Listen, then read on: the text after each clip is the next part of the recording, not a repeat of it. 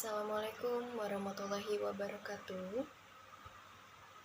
Kepada Ibu Siti Mabdur Rahma, SEMM, selaku dosen pengampu mata kuliah Speech and Presentation Skill yang saya hormati dan teman-teman yang saya cintai.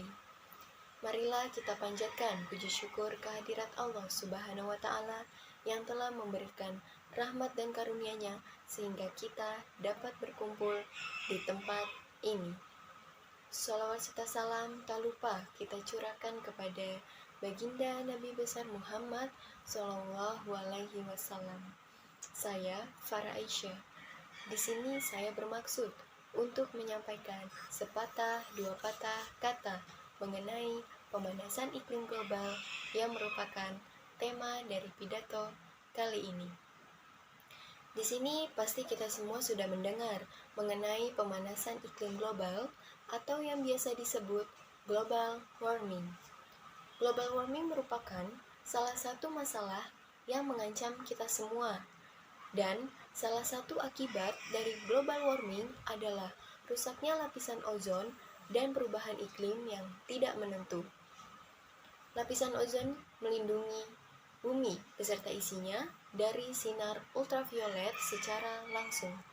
Bisa dibayangkan, lapisan ozon ini tidak melindungi kita, maka kemungkinan tidak akan ada siklus kehidupan. Pernahkah kita memikirkan bagaimana keadaan bumi kita saat ini? Bahwa lapisan ozon menurut penelitian ilmuwan, bahwa lapisan ozon semakin menipis dari tahun ke tahun. Katanya, ada lubang ozon berada di cakrawala benua Antartika. Hal ini disebabkan oleh radiasi sinar matahari, gas halogen yang mencemari di saat temperatur turun melebihi ambang batas. Saat ini yang kita rasakan dan diakibatkan ulah manusia yaitu kurangnya menjaga lingkungan seperti sering merusak hutan atau kurang menjaga kebersihan lingkungan. Bila ada lubang ozon, disitulah maka tidak adanya lagi lapisan yang melindungi kita dari sinar ultraviolet secara langsung.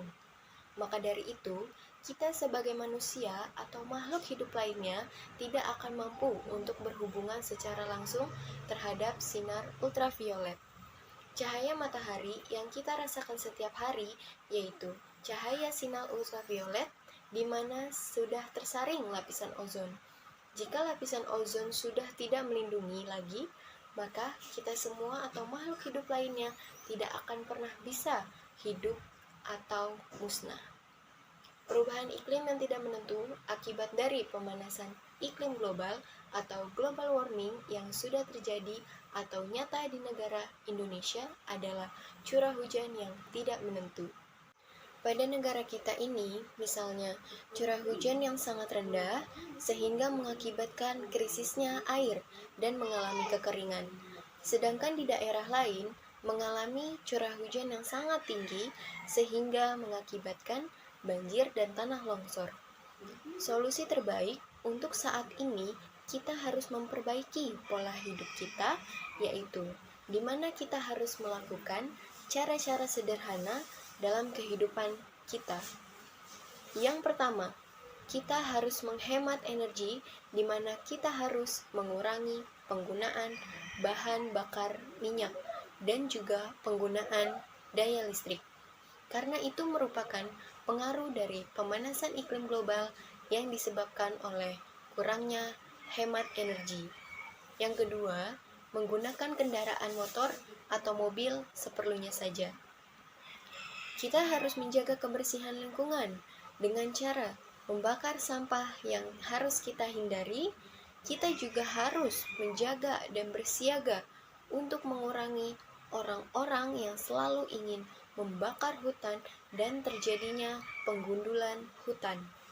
Maka dari itu, kita harus melakukan reboisasi hutan dengan cara penghijauan dan menanami pohon-pohon supaya kita kembali lagi merasakan suhu udara yang sehat tanpa adanya polusi akibat dari rusaknya pemanasan iklim global.